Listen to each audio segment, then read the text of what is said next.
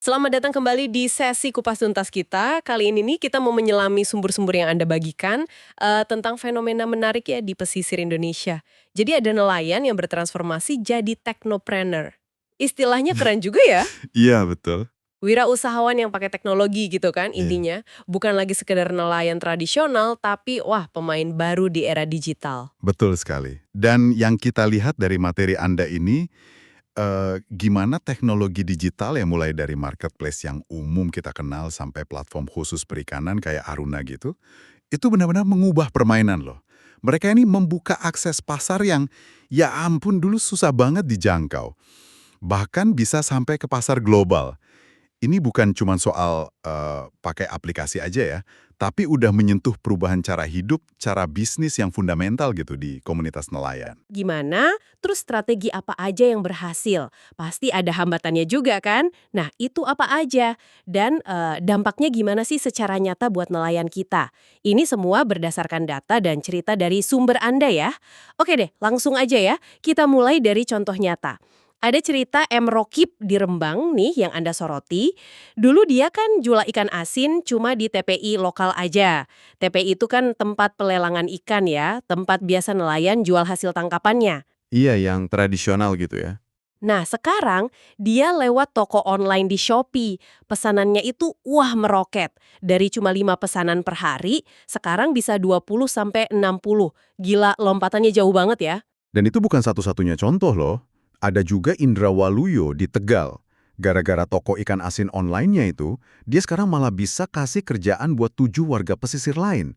Ini kan bukti nyata ya, pergeseran dari yang tadinya ngandelin jaring ikan, sekarang jadi manfaatin jaringan internet.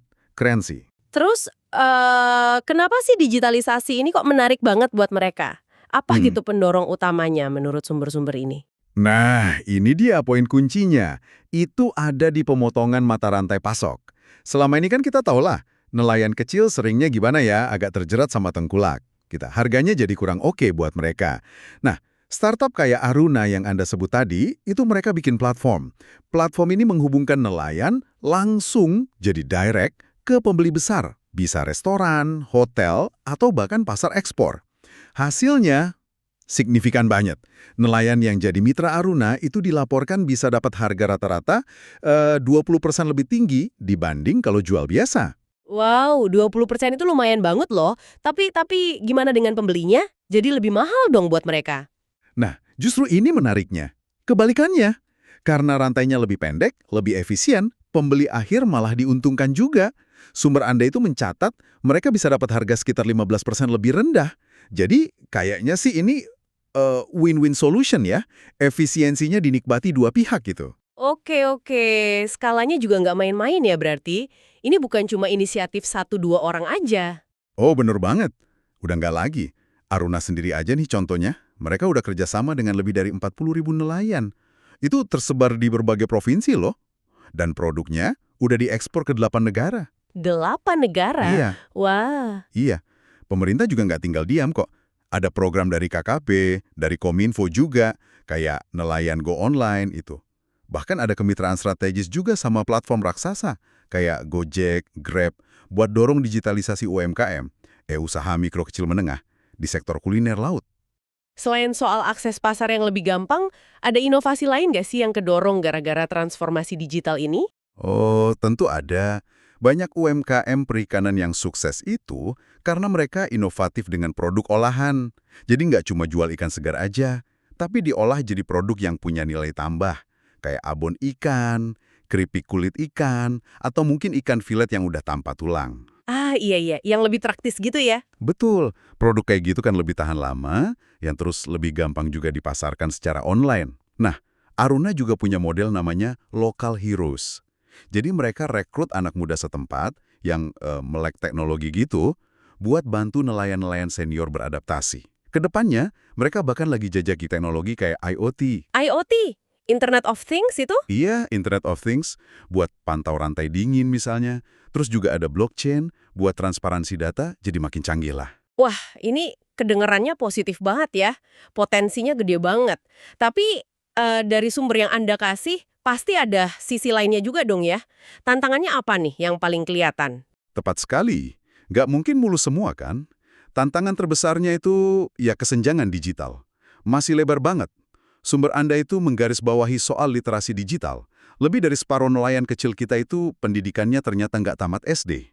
Waduh, Jadi ini bukan cuma soal punya smartphone atau enggak ya, tapi lebih ke gimana cara manfaatinnya secara optimal buat bisnis mereka. Itu yang susah. itu poin penting banget sih. Jadi kalau gitu target pemerintah soal UMKM Go Digital itu gimana dong pencapaiannya sejauh ini? Nah, itu dia tantangan berikutnya. Secara nasional nih, angkanya baru sekitar 12% UMKM yang dilaporkan benar-benar efektif gitu loh, mengadopsi teknologi digital. Angka ini kan masih, ya lumayan jauh lah ya dari target pemerintah yang sebenarnya ambisius banget. Ditambah lagi, masalah klasik soal infrastruktur. Ah iya, internet ya. Betul, jaringan internet yang belum stabil, terus akses listrik yang masih terbatas, terutama di daerah 3T. Terdepan, terluar, tertinggal ya. Ya, itu masih jadi PR besar buat banyak banget komunitas pesisir kita. Penghambat banget itu. Jadi PR-nya masih numpuk ya ternyata. Tapi meskipun gitu, dampak positif yang udah terasa sekarang cukup signifikan nggak sih? Oh, kalau dampak positifnya sih tentu signifikan. Dampak ekonominya nyata banget. Peningkatan pendapatan nelayan yang udah ikutan platform digital ini, laporannya bisa sampai 30–50%. Bahkan nih, dalam beberapa studi kasus Aruna, peningkatannya itu bisa 3–12 kali lipat dibanding pendapatan mereka sebelumnya. Serius, 12 kali lipat. Iya beneran, itu kan luar biasa banget ya. Selain itu, tercipta juga lapangan kerja baru di desa, khususnya buat perempuan pesisir. Mereka banyak terlibat di proses pengolahan ikannya. Komunitasnya juga jadi lebih berdaya tahan gitu. Lebih tangguh kalau menghadapi masa paceklik atau krisis, karena mereka punya alternatif pasar lewat online, dan produknya juga lebih beragam. Jadi kesimpulannya jelas banget ya.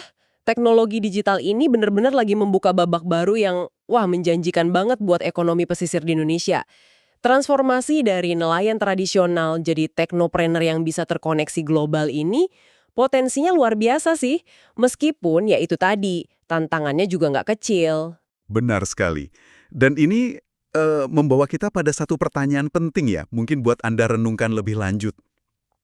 Kalau kita lihat potensi yang segitu besarnya, tapi di sisi lain ada tantangan kesenjangan digital yang juga nyata banget. Nah, gimana caranya kita bisa mastiin kalau gelombang transformasi ini sifatnya benar-benar inklusif? Langkah konkret apa sih yang perlu diambil, baik itu oleh pemerintah, swasta, atau komunitasnya sendiri, biar teknologi ini bisa memberdayakan semua nelayan gitu loh. Bukan cuma segelintir aja yang kebetulan udah punya akses atau literasi lebih baik. Gimana kita mastiin nggak ada yang ketinggalan, sementara samudra digital ini terus meluas? Itu mungkin yang perlu kita pikirkan bersama ya.